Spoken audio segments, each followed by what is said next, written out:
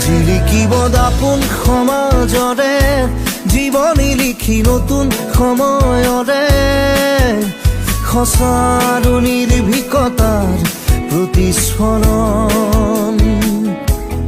হালধীয়া অযুত তৰপেৰে চকু চানি ধৰা কৰাল মচিবলে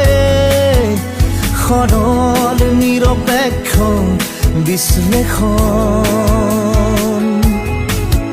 জাগি জাগি জগতক জগাবলে সজাগতা আৰু সচেতনতাৰে দৃষ্টিপাতৰ আবাহনী টান শুনো আলোকৰ দিশে সত্য সুন্দৰৰ প্ৰতিশ্ৰুতিয়েই আৰাধনা সুস্থ সংবাদৰ ফলশ্ৰুতি হ'ব সভ্যতা